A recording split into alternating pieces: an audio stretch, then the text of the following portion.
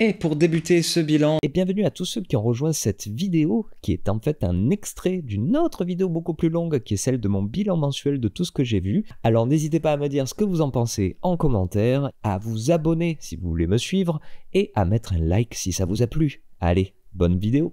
je vais vous parler d'un film qui est sorti en salle et qui s'appelle Évanoui, aka Weapons en version originale, qui est un bien meilleur titre, réalisé par Zach Gregor qui avait réalisé ce film qui s'appelait Barbare, un film qui avait eu un énorme buzz au moment où il était sorti, plutôt mérité pour sa première partie, un peu moins pour sa deuxième. Buzz assez suffisant pour qu'il ait beaucoup plus de moyens, ce réalisateur, pour sortir un film à plus grande échelle, qui est donc ce Weapons, qui part d'un concept, un high concept, c'est-à-dire que nous sommes dans une espèce de petite ville américaine, une communauté de lotissement un peu à la Spielberg, j'y reviendrai plus tard, des inspirations qu'il y a dans ce film, qui du jour au lendemain voit la disparition d'une classe entière de 27 gamins qui disparaissent comme ça, en pleine nuit, qui sortent de leur maison en courant comme Naruto vers la nuit et qui disparaissent et qu'on ne retrouve plus. Et alors le film va nous raconter comment vit la communauté après ça, comment les gens se méfient les uns des autres, comment ils essayent de passer à autre chose aussi, parce que ça se passe vraiment après qu'ils aient disparu,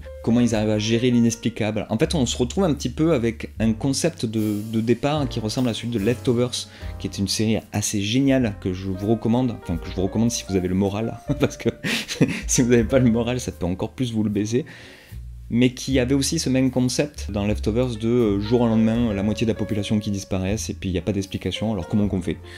Qu'est-ce que ça remet en cause dans notre système quotidien, individuel, de notre crise existentielle latente? Là, dans Weapons, c'est beaucoup plus gentil, et d'ailleurs c'est un film qui est beaucoup plus grand public que l'était Barbare, qui faisait partie vraiment d'un film d'horreur un peu indépendant. Là, clairement, il y a une inspiration très Stephen King, très film d'horreur qui a envie de voir les gens en nombre en salle, et d'ailleurs il y avait beaucoup de monde dans la salle où j'étais le voir. Pour ce qui est de mon avis, c'est que j'ai passé plutôt un bon moment devant ce film-là. Je crois pas que je le reverrai parce que je trouve qu'il est un peu lourdeau sur certains aspects, parce que la manière dont il décide de nous raconter ce récit-là est de manière chorale, mais on va dire séparé à chaque fois en chapitres, c'est-à-dire qu'à chaque fois il y a le nom du personnage qui apparaît à l'écran et on va voir de son point de vue ce qu'il se passe dans un moment donné, et vont s'enchevêtrer les différents points de vue pour en arriver à l'issue finale en quelque sorte. Quand le scénario est suffisamment bien huilé, écrit, réécrit et tout ça, ça peut être assez plaisant. Là, on sent que ça a été fait un peu à l'arrache, et je me retrouve avec le même avis que je peux avoir avec beaucoup de films américains de ces derniers temps, c'est que c'est mal raconté. Voilà, je sais pas comment l'expliquer autrement. Il y a un moment, il faut faire un choix de manière de compter les choses. C'est-à-dire que le film, donc, fait cet aspect choral, mais pourtant démarre comme une sorte de fable chelou, avec une voix off d'une enfant qui raconte toute l'histoire, un peu comme si on racontait ça avant d'aller dormir ou au coin du feu. C'est très chelou de ne pas avoir fait de choix en fait véritable. Mais c'est contrebalancé avec une vraie énergie dans ce film, une vraie énergie généreuse. Un truc où il y a une envie de narration, une envie de personnage, il y a une envie de faire de l'humour, de l'horreur, de l'action, plein de choses très différentes où on passe à des références Spielbergiennes, Cohen, Sam Raimi, c'est-à-dire que toute la deuxième partie, ça peut désarçonner, mais c'est très drôle en fait, alors qu'on est aussi dans le top de l'horreur qu'il peut y avoir dans ce récit-là. Donc voilà, un film très foutraque en fin de compte, alors que ça ne montrait pas ça au départ, mais qui pour ma part, j'ai un peu eu de la tendresse pour ses défauts, mais c'est clair que je crois pas qu'il a encore fait un bon film, Zach Gregor. Même si je crois voir qu'est-ce qu'il essaye de raconter dans ses histoires.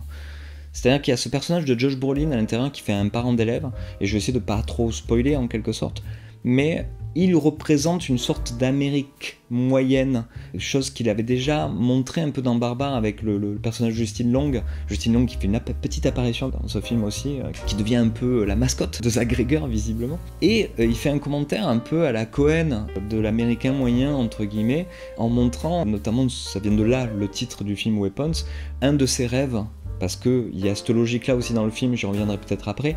On voit à l'écran un des rêves qu'il fait durant la nuit, et où s'incarne dans le ciel une espèce de Kalachnikov, de grande arme comme ça dans le ciel avec un décompte, et c'est totalement foutraque comme image, on comprend pas qu'est-ce que ça fout ici, c'est un peu détonnant avec le reste du ton du film. Et après coup, je me suis dit, mais pourquoi il a choisi ce truc-là et tout, et moi je ne vois que juste un espèce de commentaire sur quand il faut résoudre des choses qui nous dépassent, qui dépassent le réel, la rationalité aussi. Qu'est-ce qu'un Américain moyen peut avoir comme imaginaire? Ben, il n'y reste plus que celui-là.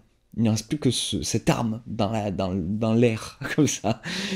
Et je trouve un peu osé et audacieux de s'accorder des images de ce style-là, et il y en a plein dans le film, même si c'est foutu à droite et à gauche.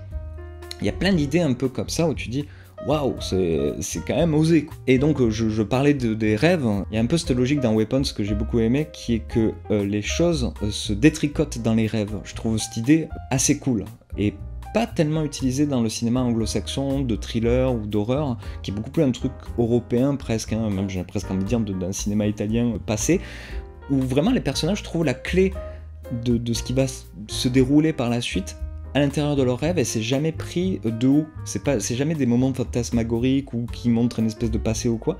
Non, tu vois le cerveau en marche et qui va vraiment trouver la solution au problème, quoi. Donc voilà, il y a plein de petites choses comme ça que je retiens de ce film-là, qui sont parfois pas mis dans le bon sens, dans le bon ordre, mais qui montrent vraiment quelqu'un qui aime ce qu'il fait et qui essaie de le partager. C'est un peu un film qui tâche, entre guillemets, mais qui, voilà. Moi j'ai passé un bon moment cette fois-ci, pas comme devant Barbare. Donc voilà, Weapons, est-ce que ça vaut le coup d'aller le voir? J'ai envie de vous dire oui, mais attendez-vous à un truc un peu lourdeau. Voilà. Nobody's threatening you right now. You're barking up the wrong tree, Oh, you okay? know what? This whole victim persona that you're taking on, it might have the police fooled, it might have...